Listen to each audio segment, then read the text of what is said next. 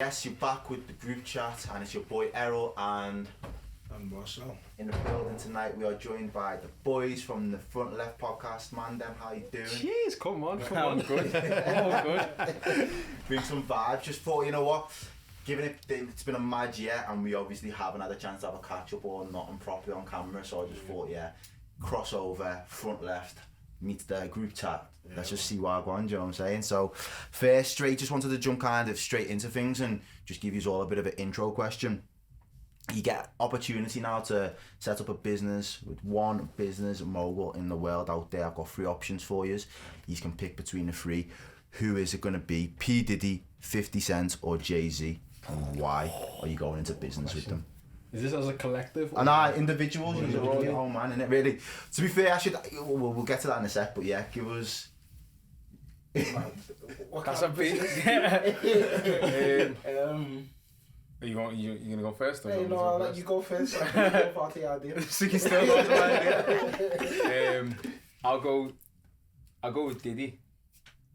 Yeah, P. Diddy. P. Diddy. I think because P. Diddy, obviously, when he started, he King of the Masters. He brought in Biggie. He's worked with like the big artists, and he's taken them from a position of where they haven't. No one really knew who they were basically, and they started from the bottom, and then he took them to a level that like people still speak about Biggie today, and he's not even here with us, as well as the other things he's had. And obviously, man's got great kids. He's always got the women there as well. Mama's with Cassie. You never know what kind of parties you might have. And Diddy's my partner. Then I think he opened a lot of doors. Open a lot of doors for you. Okay. Marcel, you out of those 3. I swear you said out of these 3. No, everyone in. Okay. 50, P. Diddy or Jay-Z. I'm gonna say 50. Yeah, man. I would have said 50 as I well. know the man's branched out from just music and made many other deals. Yeah, I'm gonna say 50. Oh, 50. Okay. I feel like I have to pick Jay-Z then, didn't Is it a test, bro? No. There's method behind this because Jay-Z. Have you heard about the story of how he bought Ace of Spades? Because he brought out Ace of Spades, didn't he? Yeah. So it was like at the beginning of Ace of Spades, because it's champagne, innit? Yeah. Premium champagne. But the actual Ace of Spades, where it was the lowest of the low. No, like seriously. They still have the same name though. It was a whole completely different company. It wasn't called Ace of Spades. Okay. And he doesn't actually technically own it. He'd put shares into the company, and it was like we rebrand it. It's like you went tasting, found out which was doing like the lowest sales of like champagne in it, because champagne's from an actual region of France. Yeah. To be classed as champagne, it's mad. So then mad bougie. It was like the early 2000s. Put his shares into, changed the Ace of Spades, and then it just went off. But actually, the company beforehand was just like some just normal Aldi kind of champagne. So you think he like? What separates him from the other 2 though? He was the one who started the whole rapper going to drink stuff. It was you need to think about it before. Wasn't Diddy with Ciroc though? Yeah, but Ace of Spades was before Ciroc, and then you need to think as well. Like and even 50 had water, didn't he, at one point in time? But then you need to look at it then from now as well, especially now. Rock Nation Sport is an agency. So like it's Marcus Rashford, Leeds United, all sorts. So they're like they're something. So I feel like for me it'll be Jay-Z, to be honest. Jay-Z. Trey, what about you, bro?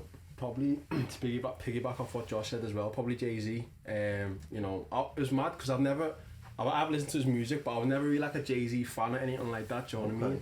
But like what he does now, do you know what I mean? It transcends just music also as well. So like he's got his hands in different little pots. So I like that. The one thing I seen about Jay-Z the other day on the gram was I think he paid for Meek Mill's lawyer fees and stuff like that. Or when he was going through all of his trials and stuff like that in America. I think he did something similar for 21 Savage with his deportation, all that case. He helped sort that, and then I think he helped sort he was paying Lil Wayne's taxes at one point as well.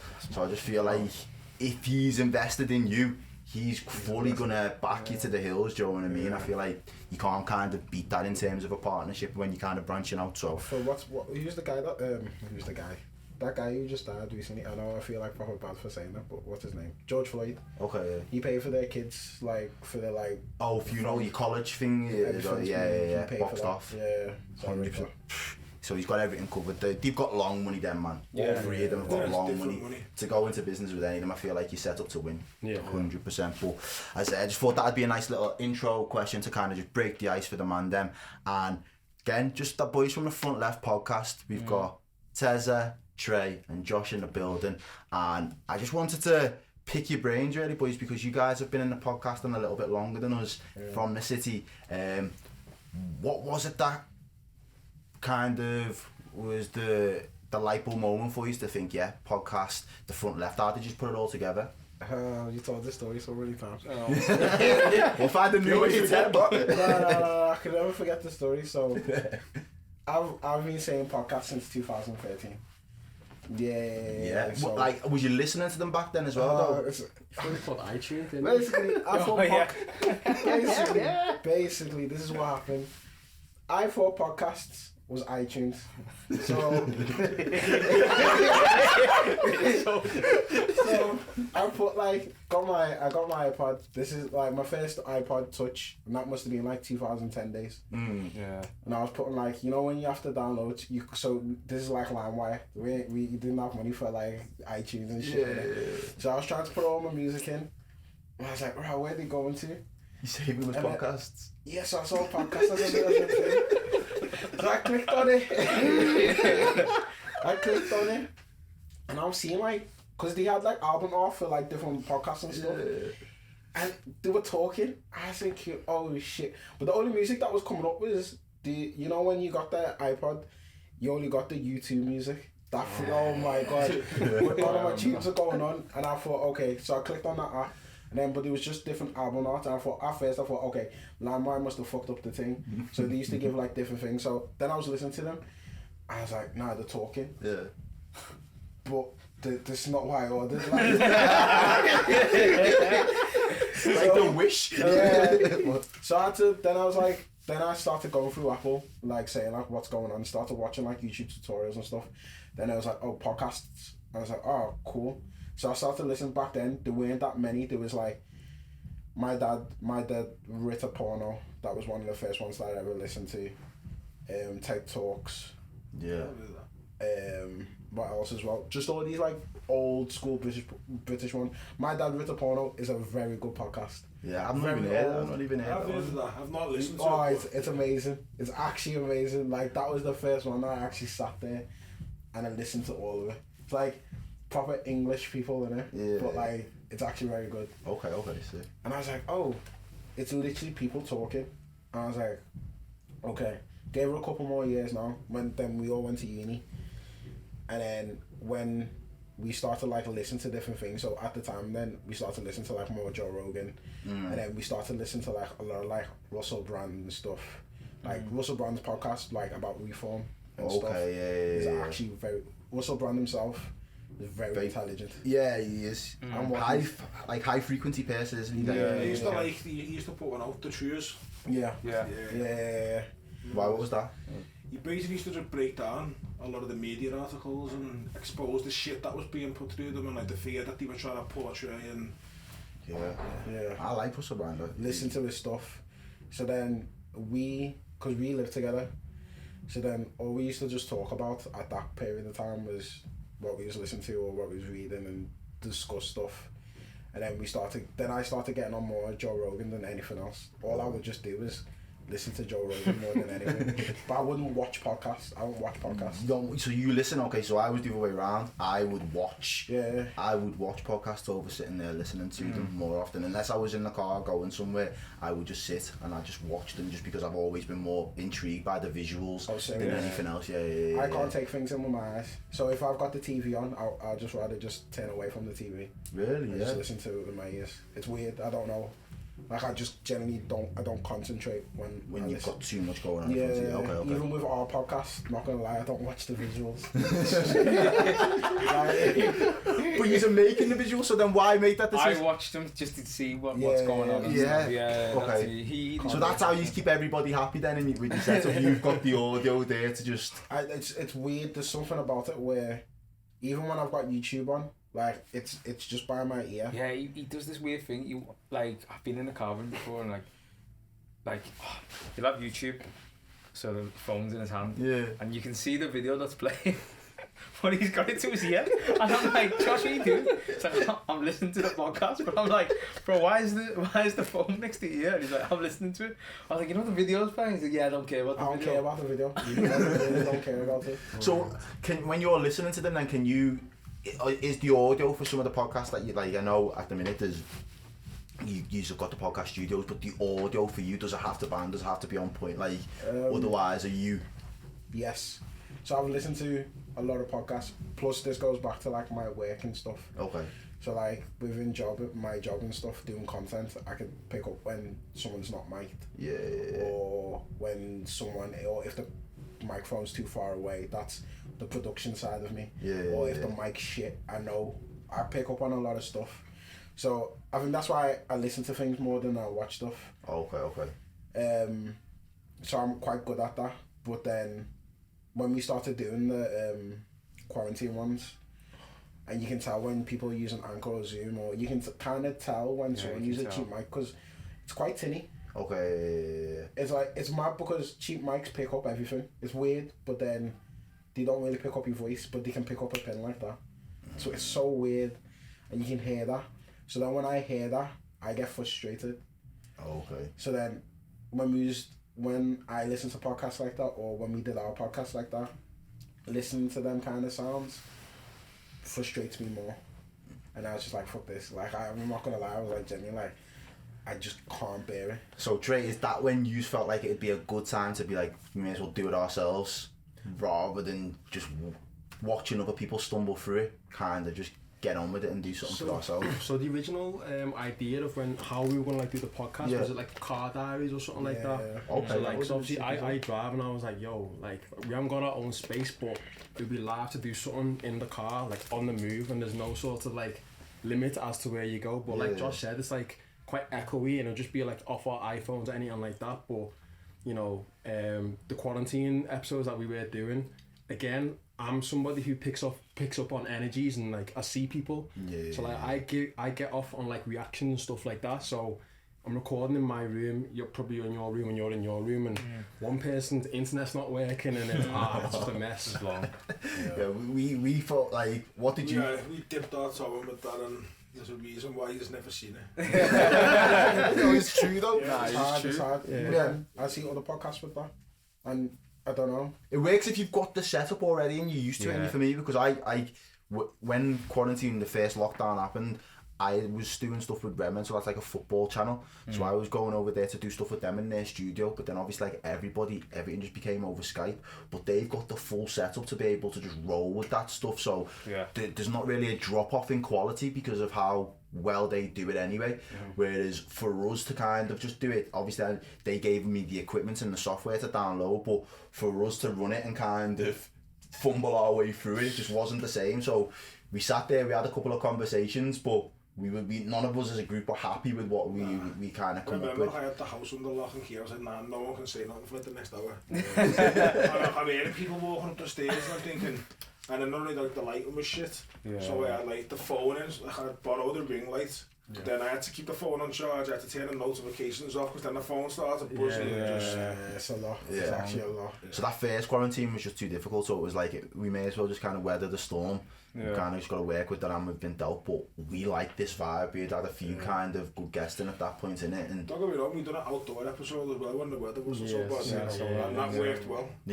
We just literally took the couch outside, middle of a skate park, and it worked. Because I see you now, I was like, oh shit, that outside. That was another one we had to tell people to be quiet. I thought there was kids there on bikes. Like, just they were shitting themselves. They come over afterwards and like they were really intrigued. Like these two kids just looked like little scally kids, weren't they? They come over. They were watching this now, and they're like, I'm no scally, but they were asking what is it you're doing and that, do you know what I mean? Like, they were interested, they were cool. It was a good conversation. So, where did the front left come from then? The name of it? So basically, like, when we go out to like events or raves or whatever, we would always congregate at the front left. Stage like, left. Where's Is it the like- stage left? Nah, it's stage. No, Stage right. Hang on. it's us being front left. Yeah. So If we're viewing the... Yeah. So if the stage in front of us, we're like, It's nothing to do with politics, by the yeah, way. yeah. It's nothing to do with Some politics. people thought.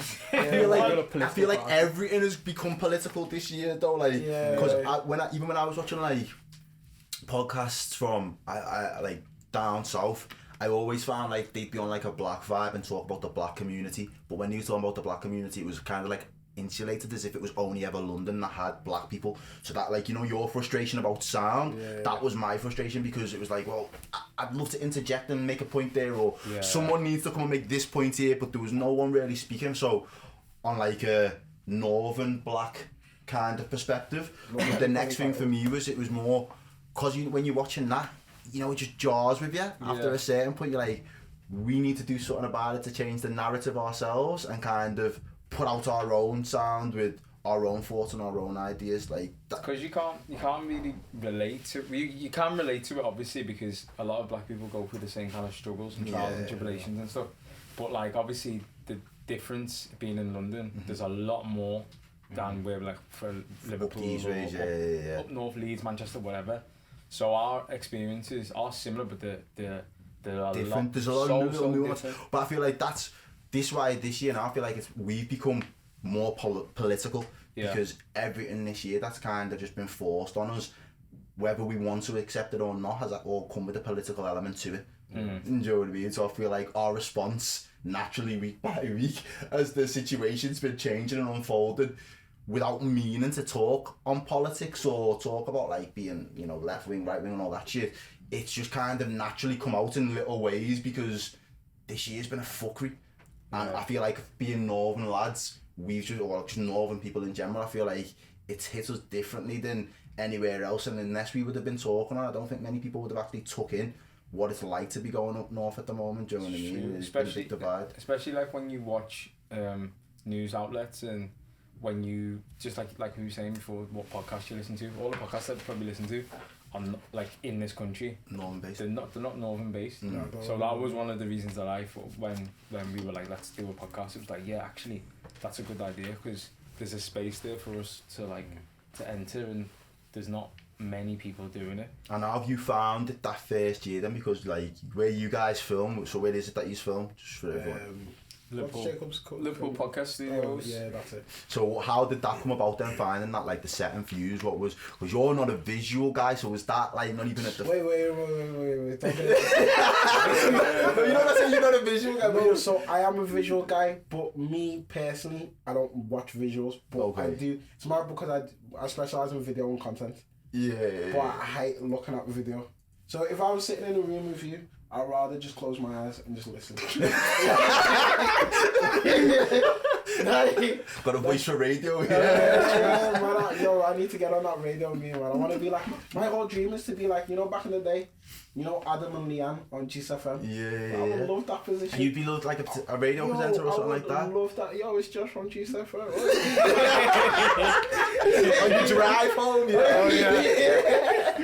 I would love that, you know. But you know, God didn't want that for me, innit? So. But now you make it. But I feel like that's one thing that I feel like I've seen this year. Everyone's kind of just chipped in and like helped, or just kind of like collaborated, or just pushed everybody else's thing. Whereas from the music scene, I feel like when you look at Liverpool's music scene, it took years for other people to just be like, we're in the same space, so we acknowledge it. Yeah. Whereas with the podcasters, everybody's just like, oh yeah, I know my man from way back, or I know my man from when we went to school, and it's just like, yeah, as soon as you see any of their stuff, it's just, we'll repost that, we'll share that, because we're all going through the exact same thing, we're all thinking about the same sort of conversations and how to present them to people, telling it in our own way, in our truth. Do you know what I mean? Yeah. I don't know, you know, I don't think that. I was gonna say it depends, because depends who you are as well. Depends who you are, but also what? I don't know. We're usually doing it a little bit longer. Go on. We're gonna say podcast politics. This podcast politics. But, go on, I'll let you explain your politics. Then go on. I was gonna say it just depends on the type of. I think it depends on the type of content you produce, and if there's anyone else in that lane who thinks, right, why are they getting more of an opportunity than we are, or why are they why?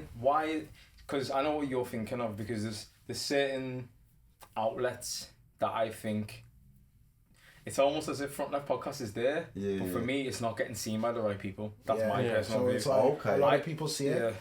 but then a lot of people choose not to action on it. Yeah. So it's like, I'm not even going to start calling out people, but like, it's just one of them where, obviously, if it wasn't for us, you wouldn't have had that idea. If it wasn't for us to plateau it, you wouldn't have done this, and We that. were like the guinea pigs almost. So it's not for like... a lot of people, do you know what I'm saying? So then, if you're trying to look into commission other stuff, and you're giving other people the right... Okay, so you're... I would say you're champion other people, but then you're avoiding us. No. How are you avoiding us? If it wasn't for us, then people that you're championing, where would they come from? So it's not like you've not seen the pod. Yeah. It's not even me to be like, alright, cool, I'm already too fussed. But it's not like you have not seen, and it's not like you've not heard. So you've gone away, like a way around it. So if it means like, I don't know, some people take into offence that we haven't asked them onto the pod yet. But on a real, like... This year's been so hard to kind of navigate through the landscape. Crazy. And because we tried to... We had a lot of things that we had in mind. And we had a lot of people to bring it onto the pod. Do you know what I'm saying? Exactly. So people don't get that.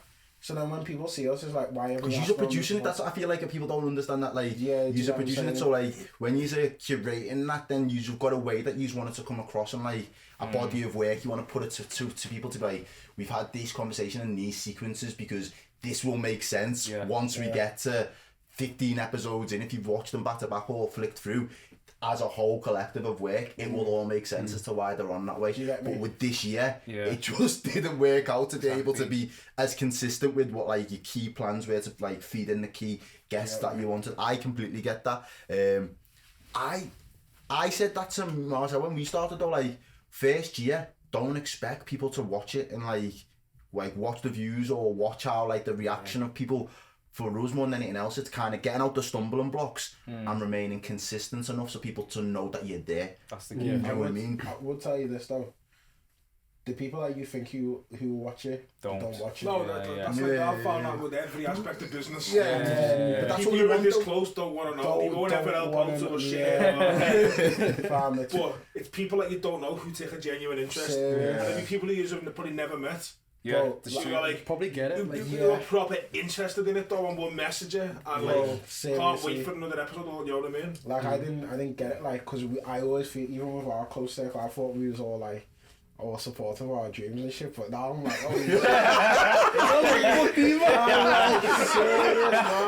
but you have to. Is there a line where you draw? Because this is what we was gonna move into in a second. Is there a line where you draw and think I can't take that personally? I just have to kind of keep that there. Do you know what I mean? Because I don't want to jeopardize personal friendships then over something that like I'm precious about. You know what I mean? Like I don't really want to get precious over the podcast to where like, if people haven't said they'll come and sit down on this. I never rule anything out. It, though. You don't expect if someone close does take the time to like give it a view or whatever, then it's a bonus. 100%. So, all right then. Moving into this next little section, do you believe? Or any of yous, open to any of yous really, do you think that Instagram particularly is to blame for the rise of the clout chaser in this day and age? Or would we still be as thirsty without social medias? Nah, I don't know. Nah, because everyone's living a fake life on Insta. Yeah. No one, Insta's a highlight reel. So now everyone thinks that like, this thing that they're scrolling through is achievable, and it isn't. And I don't know, there's enough examples of people like that. And there's reasons why they have the content that they have and they're able to post it. And 9 times out of 10, if not more, it ain't like I'm a hard working person and I've gone out and I've got A, B and C for myself. There's somebody else funding it, or there's somebody else who is gaining from that in one way or another. Right, that's sick. I'll rate that. No, that's actually smashed it. I'm like a proper technophobe in the sense that like my socials is very limited. I don't really do them. I don't even have a personal Instagram still to this day, do you know what I mean? Like that's just because me as a person, as you were saying there, when it was the basic mundane shit, I was doing stuff that, again, you don't want to be too bossy on people that, again, everyone's posting the mundane shit. I don't really want to be flexing on people just because I might be having a nice day here or a nice day there. So I won't, and I avoided doing that shit, you know what I mean? I avoided putting stuff onto Facebook or Instagram, whereas then when it became the other way around to be like, well, this is what I'm doing, your nice shit, it was like, well, alright, my life's more 9 to 5 now, so I'm not doing nice shit every other day, so I'm not going to go and try and keep up because I don't feel like I'm in that lane anymore, do you know what I mean? Even when you take it back or you try to apply that to like dating and shit like this now, 4 or 5 years ago when like Tinder was a big thing for like single lads, you could go on Tinder, people would be like, what's your Instagram? Now as a guy that didn't have Instagram, to be into that conversation and someone saying to you, what's your Instagram? You say, you haven't got it. I was getting checked as if to say, well, what's wrong with you then? Do you get me? Like, if you haven't got an Instagram, what's wrong? Whereas now I'm like, can you not see the damage that it's clearly done to a lot of people? I don't know, you know, because imagine now someone said this to me the other day, they were like, what's your number? I was like, no, what's your Insta?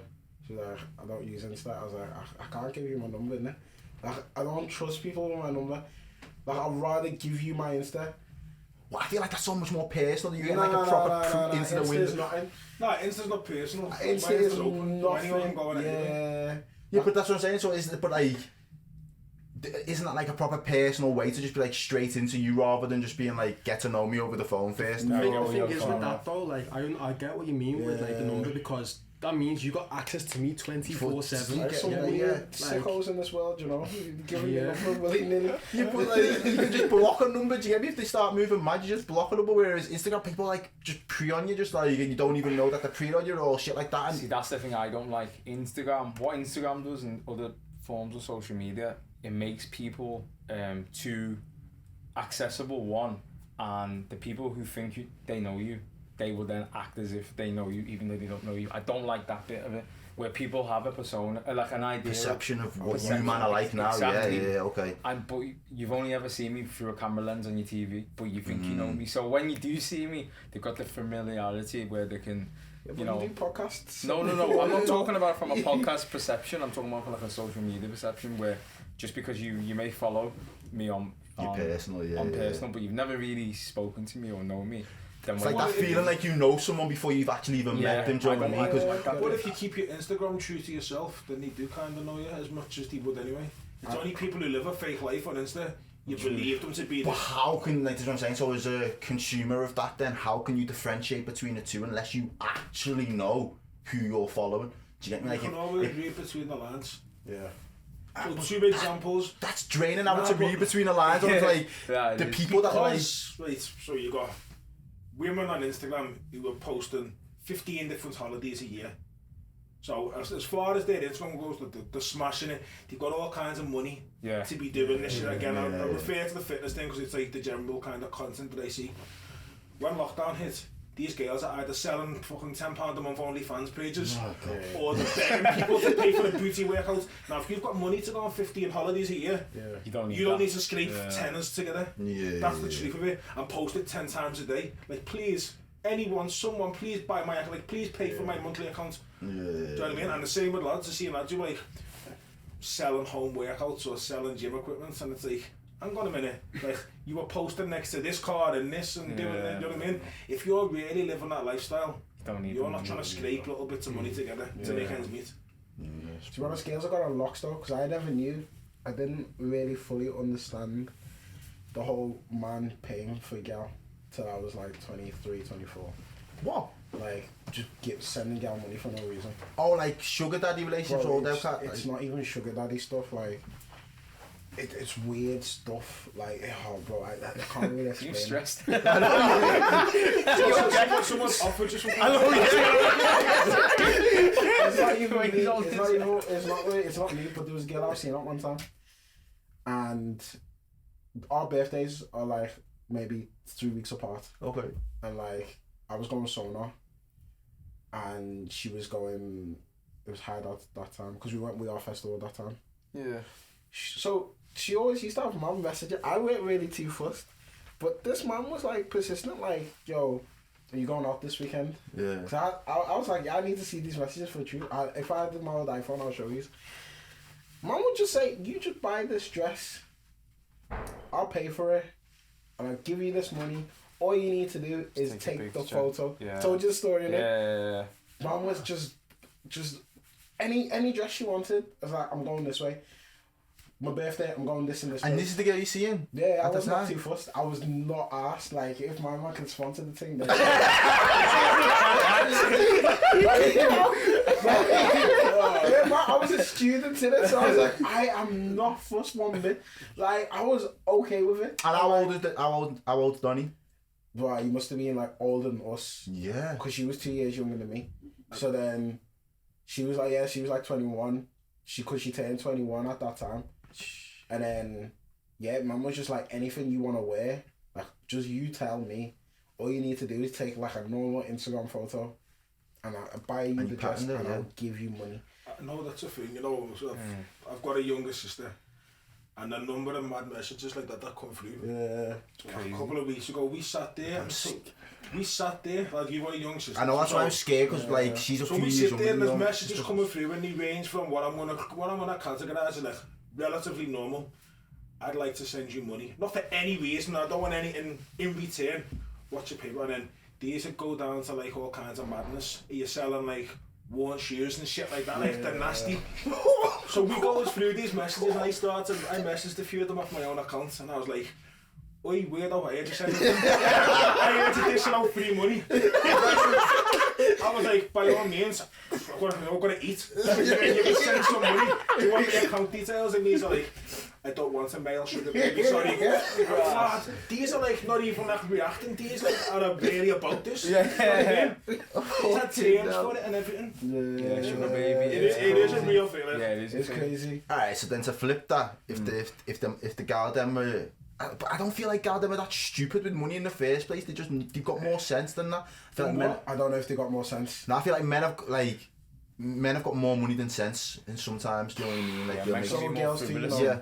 So girls, once girls have Yeah, got but money. girls will buy money on stupid things, like they'll get their lips done and they'll do like nails and little things like that just for them to feel good, and that's what we consider a waste of dough to an extent. Girl But will waste though. No, but I think what he's saying is the girls would rather spend that money Onto on themselves. themselves, yeah. Whereas the man will see a nice girl and be like, Nah, you could suck at a good girl, they'll pay you everything. yeah, I know.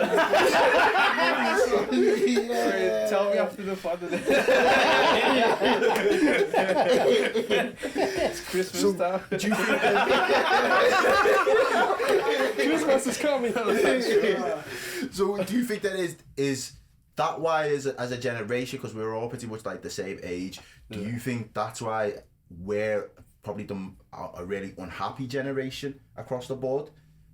Unhappy in what sense? Well, I was reading something on Instagram before, because a lot of these things come off there nowadays. There was just like, it was a post on their topic, or their point that they made was the standards of leadership they consider is dropped in our generation. So the people that you've got to look up to, or the people in positions of power, I don't know if we've got the same level of trust in their abilities, or we consider them to be great leaders, and whatever they're saying we kind of take an example from and like follow suit. Whereas maybe in previous generations, our parents' generations, they might have seen their leaders, again, or people in power, as people with a little bit of authority, and we would listen, do you know what I mean? And like, I feel like, especially within our parents' generation, they had, at the time, political powers or whatever that might be, actually enabled them to get on the ladder and kind of get their own resources and have their own infrastructure in their own life. Whereas when it comes to us, ever since we've left school, they've just been like lifting the ladder further and further up, and our hands have just been like, yo, just trying to get onto anything in terms of housing, whether that be, again, finance, insurance, university fees. All these things have changed in our generation now, making it harder for us to be able to attain pretty much the same as what our parents and the generations before us able to attain. Yeah, I remember we did a pod during the quarantine time when Which one was that? the one where we were talking about like generational wealth, wasn't it? no, not even that one. The one where we were talking about like everybody expects everyone to have a voice to talk about stuff about like activism, even though not everybody should be a leader. Do you remember? Oh yeah, yeah. I hated that. Yeah, because too many, you know, around like the protest BLM. time and the Okay, BLM and yeah, stuff. Yeah. There was a lot of pressure for people who were influencers or celebs, etc. to come out and speak. And like that kind of pressure was like forced upon them to almost be the leaders, and not a lot of people are leaders. A lot of people they were just normal people, and then boom, all of a sudden they're famous. They've been on TV one day and the next day they're famous and whatnot. So that pressure's then mounted on them to then be the leader. So I think, like, regards to our generation, we've got a lot of people that we probably look at and we expect them to be. And do you think we're looking at the wrong people to be our leaders then from our generation? Yeah. And that's people famous. Yeah. But then at the same time. But do you think that ties into what the next point on the post was? Has our society, as our morals as a society, decayed? No. Yeah. I don't think so. I think they have. Our society's morals are trash. Most people can be bought and sold by a celeb that's actually got nothing to offer. That's what it says there. So people now are willing to do more things for a little bit of fame or a little bit of money. But if you had the same, you need to think as well, times have changed. We're now at the time where technology and media is far more advanced where it was 40 years ago. Yeah. You need to think as well, back then, it was like, okay, 20-year-olds, our age was, your life's complete when I'm 21, I've got my kids. I'm building a house, that's what I'm going to do. So you need to think the morals have changed. So obviously you need to look at it where... But were those morals not better morals for us? Because you had you had stability, well, not necessarily, yeah, you had stability, you had more of a stability, you had more of a foundations to have the family, to do the other things. I don't know, because people's lives are ending at 25. Like, not ending, but you're now an adult. Yeah. I feel like we're an extension of teenagers at this point. What I'm saying. So you need, to your point where you're saying like there was like leaders who are valued back then. Yeah. But you need to think there wasn't a platform. So the leaders that you would have that will come in once in a lifetime, or they will come because it would actually take you once in a lifetime to get to that position. Yeah. Because to have one voice to be heard in million people back then was a lot harder. But then you've got many outlets now, like podcasts, videos, viral, TV, media, where one image or one message can circulate so fast that everyone's got that. What was it? Is it Freddie Hampton? I feel like his name's Freddie Hampton. He was like an activist back in the day. The African American one. Yeah. But he got shot. He ends up getting. They ended up killing the Americans. The police ended up killing him when he was in bed with his wife and Mrs. like tale as old as time. Do you get me? But he back in the day was able to like rally people when he was doing like his movement for, I think it was the Black Panthers or something, and he basically was able to get like a good couple thousand people just through word of mouth.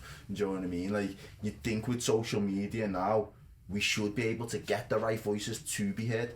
Do you know what it is as well? Everyone's comfortable. Everyone's really, really comfortable.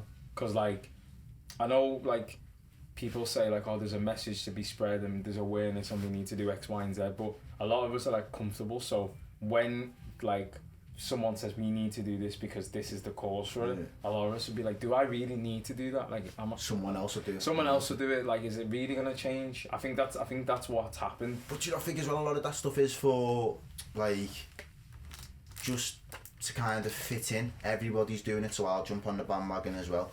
Like, I feel like a lot of people, it's like tokenism. They're not really about, they're not whether it's a big corporation or like a big entity, or sometimes just, as I say, there's certain influencers that are just seeing something, they just want to jump on something because, right, that's the in thing to do right now. So whether that might have been 6 months ago when everyone is showing support of Black Lives Matter, you are getting people basically banding behind it and jumping on the bandwagon to show their support. But is that just like lip service basically? No, I believe that's the thing, because you need to look at it this way. The white people, I'm just gonna say, the white people who said Black Lives Matter, and were doing all that black posts, when they reach 40, they'll be the same one saying, he goes to a nigger school, or all that. No, I'm telling 100%. Don't generalise for everyone. No, I'm not generalising for something, but there's something with where when you're young, you need to think about it. 20 years ago, they were like, the kids or the younger ones were like, everyone should be like, you know, united, hippie times, everyone's like united. You need to think about it. Comes in cycles. It comes in cycles. So they were our age in like the 60s. Forward it now, they're the currents you see in them videos. He's off, got a point. He's off, got a point. Like, there's something about it's with the, if you look at voting as well, with Labour and Tories, like, you see it, like, I'm not gonna call out some black people, but, like, I know all the black people who are like, you know what, yeah, now I'm at this age, some of the stuff that the Tories, and I'm like, rah, like... Yeah, they're quite conservative. I feel like black people are quite conservative naturally, as opposed to before you even delve into the politics side with somebody, just the way they've probably been brought up and the cultural values. Survival. Yeah, it is kind of a conservative way of life. Yeah. But we then want to be a recipient of all the liberal commodities that England has to offer, because obviously we recognise that we only make up 3% of the population, so we'd be stupid to like cut our nose off to spite our face, so to speak. Do you know what I mean? So I feel like it's hard to tread between the two, because I know what you're saying. I do. There's see something about age where when you become out of an adolescent into a full-grown adult. This is for white people, not for black people. But like their values, what they considered when they were younger, doesn't reciprocate when they're older. Like they will happily say some odd stuff and be like, yeah, but then when you were younger, you was all like power to the people, innit? Like, how does that switch happen between there? I don't even know. It depends. It's all on life, on the life experiences, what's happened. Because some people, I know what you're saying, but like for some people, like what Errol was saying before, some people might just be jumping on the bandwagon to spite the face, like when something happens. But like the true colours show later. But then some people, they may be more open and more liberal to like everyone being together and equality and all that kind of stuff. But then when, like you said, you get to a certain age where you're thinking, hold on, I'm 40 and I've got 2 kids and I need to feed my family. But like little Jamal's coming in and he's taking like my son's place. I don't want him. I want my. Do you know what I mean? Say that, like, it becomes survival of like people are selfish. Yeah, that's what it is. Basically. But in this day and age, I was like, is it harder to feel British because of that, or do you still feel British? Because that's one of the things that jars with me. I don't necessarily feel British, but I'll always feel Scouse. Okay. So like. And I don't know whether that's like a Scouse thing, just doesn't matter what colour you are, do you know what I mean? Whether just Scousers in general are just like, yeah, we're not British, we're Scousers first. But as like a black lad up these ways, like, I get what you're saying, but in terms of this, I'm selfish, but I'm selfish for Liverpool. Okay, as opposed to like just being selfish for the black community or just being selfish for like England or whatever it is. I'm just like, nah, I just want like anyone and everyone that's like Liverpool to just come up and do alright, like our generation, because the generation before us, they still managed, you know what I mean? They still managed to be able to get the house. The generation before us had it very easy. In comparison, but then at the same time, they got some shit that I know we've all dealt with racism on some level, but I don't know if we definitely had the experiences that your uncle might have had or my uncle might have had. Or probably not. I'm talking in more of a general sense. In terms of like setting up foundations. Like, me and my nan regularly have this, and I refuse to accept anything other than I'm correct. But like, they could walk out of one unskilled labour. They could walk out of one job on a Friday, like, fucking I've had enough. Walk into another job on the Monday. No skills required. At the age of 19, 20, whilst funding a mortgage and 3 kids and still managing to get by. So you can talk hardship all you want, but thinking, the possibility of ever even having a house over your head to call your own in our generation is much tougher than what they faced. It's true. I believe that too. Like, there's a lot of things. We're not the ones who made these decisions that have fucked us over. The generation before us basically put everything in place. Everything was, made nice for them. We'll front all the mortgages that we can never pay back, etc, etc. And now we're innocently trying to scrape more money together to get said mortgages, and it's like, we've all got our mortgages now, we're going to put rules and legislation in place that stops you from doing, what we essentially, the only thing that allowed us to get by in life and to get onto that next level. We've now put a blocker on it, so your generation can't have that. And that's applied with so many things. You can apply that to so many things. Look at things like how many people our parents generation will say, no one taxed the car back in the day. Like, no insurance, but I feel like that's the internet age though. Like, they made it, so it was done. It was created for them to get by and save money here and there. And then they're cool now. They're sat there, cheap insurance and whatever. We're trying to get onto that, and it's like it's been made very hard for us to have the same little race. But alright, so all of us then, would would you rather be in a position where you were saying before your life's pretty much done, you're an adulting from 25 on, back in the 80s or the late 70s, early 80s? I'd rather be born in I'd rather be my age now in, I would say about when I was born. So if I was 21, 22 in 1999, or 1989. Okay, so in the late 80s then. So you'd rather be that age now, so you feel like that would have been the optimum time 100%. rather than this way around now? But don't you feel we have a lot more options and freedoms this way around? Even in its own little weird way, because as I say, we were elongating that teenage phase. So if you're still being savvy or you're saving right, you can still enjoy yourself. There's no real rush to be tied down with loads of commitments. We've got more options available to us. The world's a smaller place. You can connect with a lot more people. Is there not the benefit there as well? No, because the early 90s is the beginning of it's starting to ease into what we're going into now. And then back to what Marcel said. When my mum opened their 2 shops, surely it only cost her $5,000. When she told me that, even I was like, right, and it's actually when I agree with 100% what you were saying. Well, in 90, check this, so in 90, I think it was 92 or 93, the Everyman in town, the Empire, the Empire in town was up for sale for 26 grand. See, this is what I'm saying? 26 grand, the whole building, but it still needed over a good £200,000-300,000 worth of renovations in it to keep it open and all, which you could have still secured back in them days. You know what I mean? Here's another one. The first mortgage my nan had was to the value of something like £1,800. See, that's what the entire, not 1 month's payment or one check before you're accepted for the thing. The whole mortgage was something like £1,800. So then, I'd love to live then, and if I had the same mindset now, just buy up everything, buy up it and And a lot of people done that. Yeah. People now who were getting $5-10 grand houses. Yeah. And now the house, the old builds, and they're worth $300-400 grand. Yeah. On the outskirts of town. It's just bad. Yeah, because Falconer Square now, they've got a couple of £1 million houses. Yeah. Falconer Square, which is Toxteth. The ends. Yeah, that, my nursery was there. For me, I walked there, I still walk there now, and I still consider that elite. Yeah. You tell me £1 million house, that's mad. So do you feel like that's put a lot of pressure on lads, girls, as I say, people of our generation? Do you think that is another reason why we're unhappy then, in that sense, because we're constantly looking up to our parents' generations or our grandparents' generations and just thinking, when is my standard of living going to equal or even come close to what you had at the same relative age? Yeah, I think, for me, I would say so, but I think also, like you were saying before, about our morals have changed, because when it was our parents, once they got to 25, 26, you want to be married? It was marriage, kids, have I got a career or have I got a job that can lead into a career?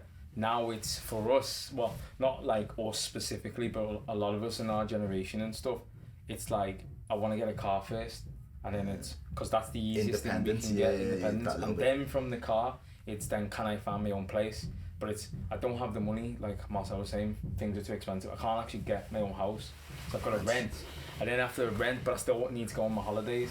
But after our holidays, but I need to get the latest drip because I need to look, fashionable. So then there's all these little facets that you need to keep up with, and then by the time you've done all that, you're like, I've got about £10 to go shopping to get food.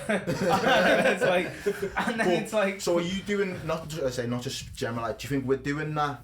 The majority of people doing that because they want that little bit of independence and they want to be moving out, or are they doing that because this is the last point you've said, is because they're spending too much time watching other people and seeing what other people are doing, and then that fear of being left behind? Because if I was just bringing it back to myself, I know exactly what you're thinking, because when I was getting 22, 23 times, I'm trying to be a creative, I'm trying to do acting, I've got my own agent, I'm working for myself, so I'm very conscious. The only money I'm bringing in right now is any money each month I've made off the back of doing some sort of acting work. I'm not working full time, I've got no other jobs going, but you start to slowly get to the age of 23, 24, and I'm like, I'm getting by, and I'm doing the thing I love doing, do you know what I mean, and I don't want to stop doing it, but my man that's just working his 20 hours in fucking Sports Direct's able to afford himself his car now and his insurance, and my guy's whipping round and I'm still having to get the bus to auditions or having to get the train down to, do you know what I mean? And these things are just causing an internal anxiety to myself to be like, was this your personal? my own personal thing, do you get me? So like, my own anxiety is now saying, right, well, I know I'm going in the right direction and things, but obviously he's still going in the right direction because he's got something that's worthwhile to have, do you know what I mean? He's got his license, he's driving. So how much more can I try and balance just doing what I want to do, but in my own mind I feel like I'm being left behind because I'm not driving or I'm not moving out or I'm not doing all the other things. So I just felt that pressure, not by just watching other people, but watching where I was going for myself, do you get me? So you stopped acting? Well, pretty much in a roundabout way, yeah, but like, it was mad because in order for me to move out of my mum's at the time and in order for me to pass my test, all of the money came from acting. So I insured myself, I moved out to my mum's, put the deposit down to rent somewhere first time. I had obviously put in a deposit for somewhere and then had to pay for the car then on. So after I've started paying for a car, in my mind, my whole energy's just been, I need consistent money every month because I'm going to have consistent outgoings every month now, so there can't be those months where I might do really well and feel like I'm flying acting, but then the next month I've only made like 300-400 quid and that's what I've got to make last, you know what I mean? So from that point on, I've literally just done some form of full-time work, do you get me? I think it's that point that you made, it's a good one, because it's like, you have to get by and you have to pay the bills, or you have to survive, but it's like, how can I do that at the same time as finding something I actually want to do? And then it's like, and sometimes it comes up a point where you need to sacrifice what you actually want to do to something that will just give you money for a few years, and then somehow, well, this is how I ended up. I was the other way around to that. Oh, the other way around. I was stuck on a job that paid very well. At the time, I fucking hated it. And now I look at it as like a life lesson. Money doesn't make you happy. So for me, I took the gamble. I was probably, with overtime, I was guaranteed 40k a year doing unskilled work. That was like, at the time, about 22, driving a brand new Focus ST. Like, I thought it was the boy, living in my mum's house. I still live at home now, but the point is, I wasn't happy where I was. And I was thinking, I can't do this shit forever. So right now I feel like I've got nothing to lose. I may as well take the gamble. I left to have a crack at doing my own thing as a self-employed. Luckily enough, to this day, I can say 5 years on, it's paid off. But I went from having that security of like the guaranteed wage each week that would have covered all my outgoings. I left and went to literally not one client, not 1 hour of work, and it just sort of, there was that uncertainty. But didn't that like initial security from that job you had enable you to then take that risk because you had maybe a bit of financial backing from that initial? Yeah, I guess you could say that, but then advice that I got from somebody at the time who was very well off was, don't leave yourself with a safety net. Don't try and say I'll just save up like $5 grand or 10, that'll carry me through. The advice I got was, just do it, because all you're going to do is chase savings, and then you'll go, well, I'll just save a bit more, and then before you know it, another 2 years has passed. You're still stuck doing the same shit you don't want to be doing. So the advice I got was to just leave, and that's what I done. It was a bit of a mess at the time, but I pretty much walked out the job. And then there was only, I can remember one time having that little bit of a, shit, I've only made like 100 quid this week, how the fuck am I going to get by? And then I just carried on plodding along, and it took off, and I ended up alright for it.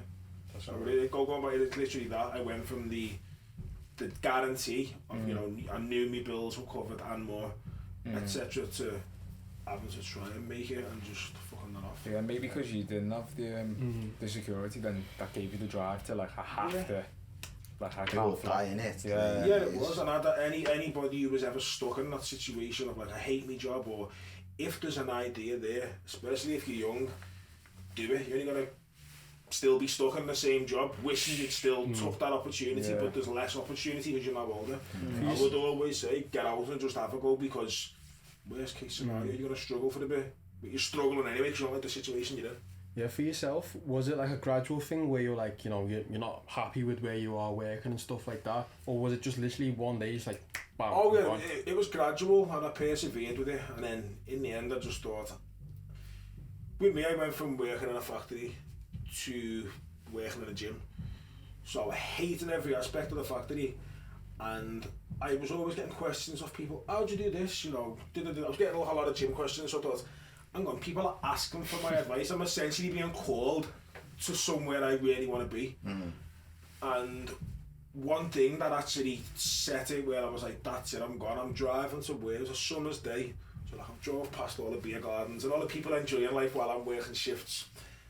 And I get halfway there, and one of like fitness centres, as I'm driving to work, so I've got like my bag with me with all like healthy food and that.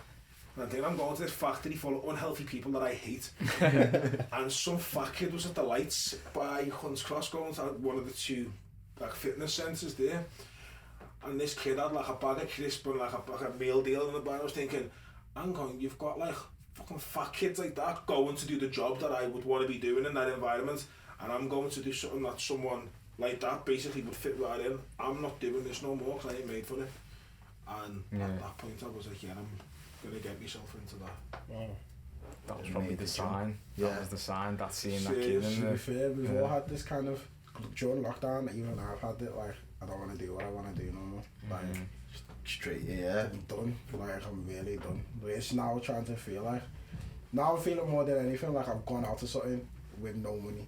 And I'm like, oh shit. Like every day now I'm thinking, shit. Like I'm thinking, and you know what's mad? I like to buy shit and I need to stop it. I don't have nothing coming down. I'm thinking shit and I need to like now start thinking like what I want to do. And like, it's crazy. Yeah. It's actually crazy. Like, it's mad. So, what you took something away from that experience then, with the experience of this year, you know, put COVID to one side and everything, the guests, the people that you've had on your own podcast, what has been like a little standout moment or something that you've learned and taken away from it for yourselves? And I'll ask you the same as well, because we've had some guests in here. What's been a little standout?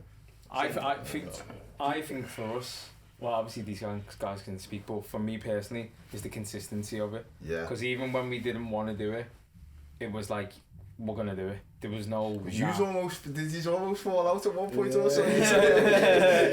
I remember you telling me that story. Yeah. Well, like, It's difficult, man. It's difficult, man. So even if, Cold Wars, man. even if one of us wasn't there, it was like, nah, this still has to run. It has to run. Like, it has to run. Even if it's I one get of us flying The flag, yeah, flag we for get it, that like, though. It has to be. it's Like, gonna go. I respect that. We've set it up where front left drops on a Monday. Yeah. Like we've done where. Okay, it didn't. I think. How many episodes did we get? 50 in a year. So we missed 4 episodes. Yeah. Well, of the year, couple Of of the the year. year. And I think I can't even remember why we missed them for. One was a burnout. A bit like what? Like we were just burnt out. Yeah. So at the Burnt beginning, out. like 2 months into it, we couldn't think no more. Like literally, like it gets to a point where at that beginning, as like we talked about everything. Yeah. Like, We came, we saw, we conquered. Yeah, we were doing too much. we talked about everything. You have to simplify it a bit more. Yeah. Yeah, and then even with you, man, like I was like, we talk about everything. Then it started to become like, I'm not gonna lie, yeah, but like even with you, man, I don't even want to talk that much because I feel like I've already said everything. Yeah, I So- could tell. Yeah. I could tell. I could There tell. was that one part that he came in and we were like, Yeah. There was one where Fam. you know we went in the studio. We were doing it on Zoom because during the lockdown times.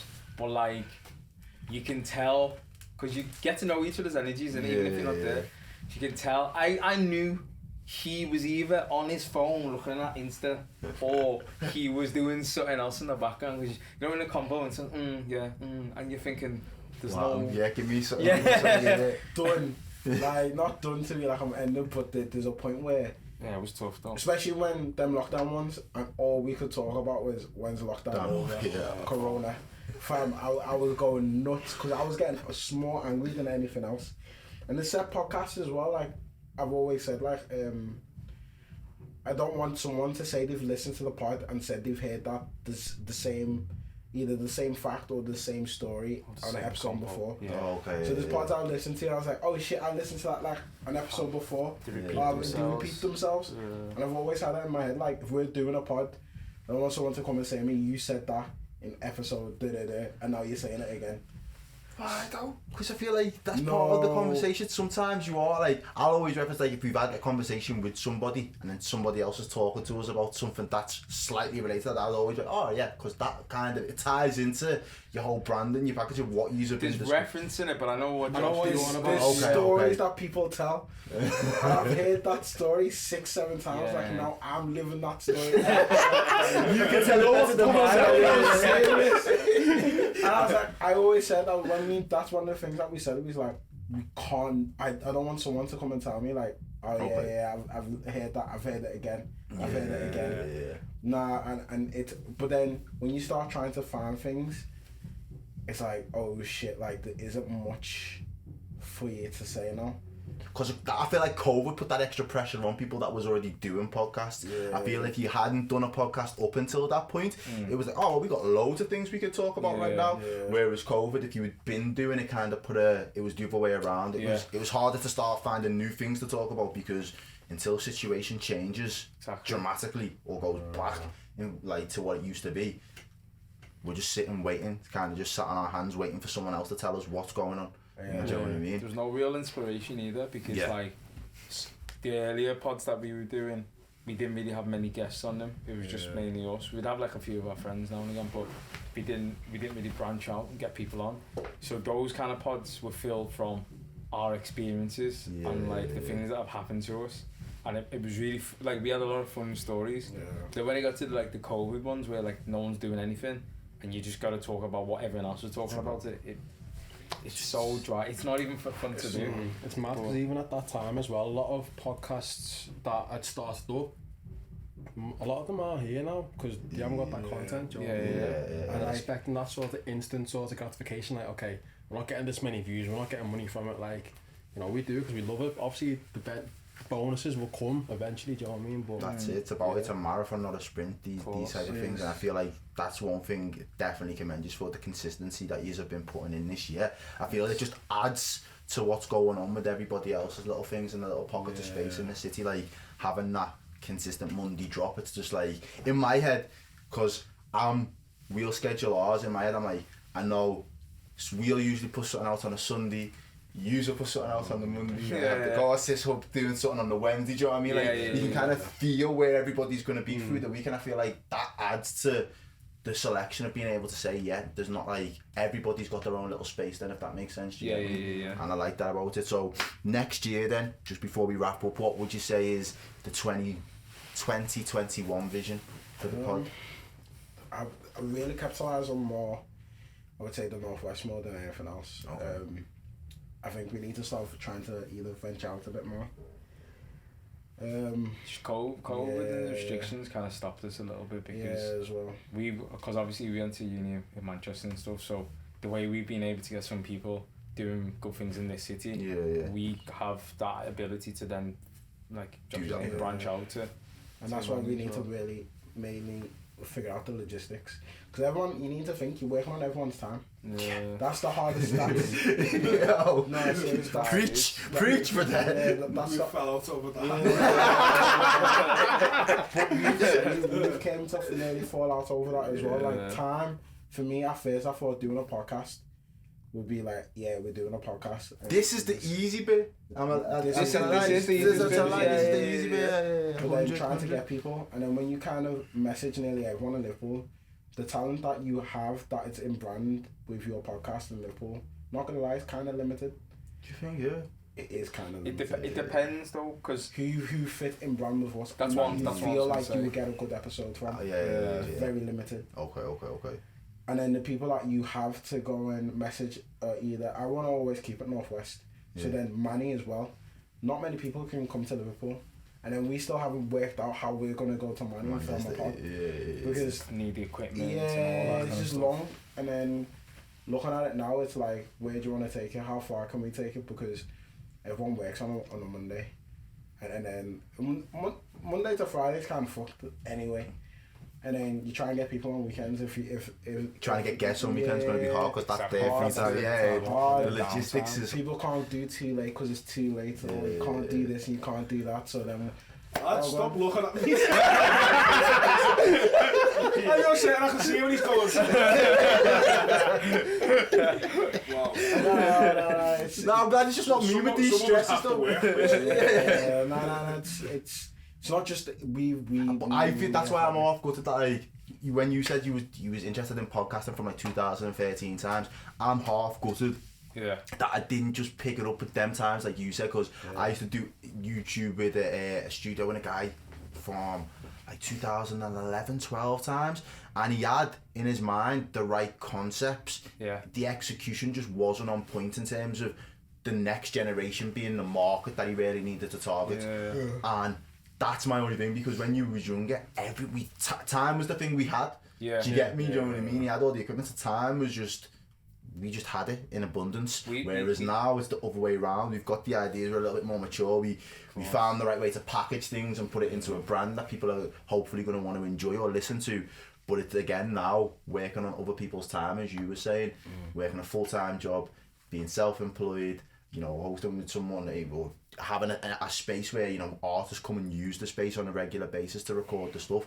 It is very difficult to kind of consistently plan these things so we can execute them, like.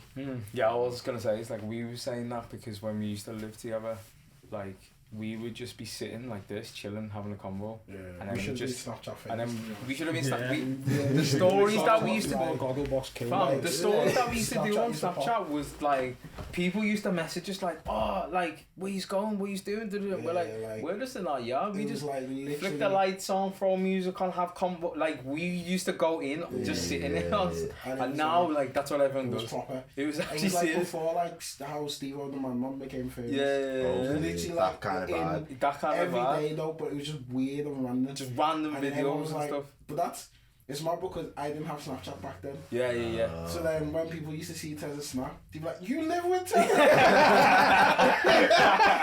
were like, I saw, oh my god, they come and tell me what I did. Oh, shit. Like, that's mad, and we never capitalised on it, because it was like loads of people that used to watch it back then as well. And then like it just kind of, you never had that mindset. But then I never had this. I knew about podcasts, but I don't think our podcast would be the podcast that we are if we did it back then. Yeah. Because I'm not as Completely educated. different. Like back then, it was more like I don't know. But I feel like back then anything would have went, there'd have been no rule. It would have been like no behaviour back then. Do you get me? You might have become a little bit more sculpted and moulded into a more professional way as we got older. But to begin with, it would have just been very raw. And I still feel like that would have had its own level of entertainment value as well. But you might look back. Yeah, exactly. You look back and you think, would I either cringe or would I be getting pulled off whatever platform I had reached myself to now because I said something stupid way back that now is not okay to have said? Do you get me? Would you be reckless? Nah, I'm not. That's not my style anyway. Though. But I feel like if I was on then, I don't know. I don't think I'd. What would you? It would have been like sports and music based. Would it? Yeah. Whereas now ours is like if we just did parties and stuff. Like, I don't know. My substance back then wasn't the same kind of substance. It was more like I want to get fucked and chase girls. That's what I'm saying. That's why it would have just been a lot more. Like, different vibe. I think completely different so vibe. I don't know, because some of the conversations that we have now is because we read a lot. Okay. And then some of the articles that we read, and then I think that's the main thing, because you can tell you're all like considered thinkers, like the way you're all like kind of put your opinions together and stuff like that. You 100%. Can tell. Yeah. A lot of people listen to the pod and be like, because the way we deliver stuff as well, I think that's the best thing about on the pod is we actually deliver information in a way that people our age receptive a lot better. And then they're like, oh shit, I learned something. Like a lot of people actually message like, oh shit, I learned something from your pod. Not even meaning to. It's just like I learn stuff and I laugh. And I'm like, that is the best way, like how we actually try and relay information. Yeah. Well, go on, give yourselves a cheeky plug just while you're here before we wrap up. Go on. You know what it is. You know what it is, the Front Left podcast in studio with what your name was last shit. That's why I don't do the intro. Let me do the things. So obviously, yeah, you know what it is. The Front Left podcast, Front Left of all conversations. You got myself, Tez, and I was joined with Trick or Treat and Josh. LFTS. Yeah, you can find us on Instagram at Front Left Podcast, on the Twitter at Front Left Pod, and yeah, obviously on YouTube. Go subscribe, like share, subscribe. like, subscribe. All of that. Ones, yeah. Thanks for having us as well. Thank you for Nah, coming, man, yeah. thank you for coming down. The It next was one will be on front left. Yeah, of course. standard, yeah, of we'll course. come through, Yeah. we'll We come get through. about. I'll see what a schedule says. Fit it in. Yeah, man. But yeah, nah, you have helped us wrap up our year as well, so thank you very much for coming down and just bringing another vibe and energy. So Marcel, I'll let you kind of wrap things up whenever you're ready, my G. I thought you were going to underspot me like that. You cried all year about that director's seat. Call the shots, director. Alright, well, you've been hosted on the group chat with your boy Errol, and I'm by Marcel. we'll be back next year, 2021. Stay tuned. Right.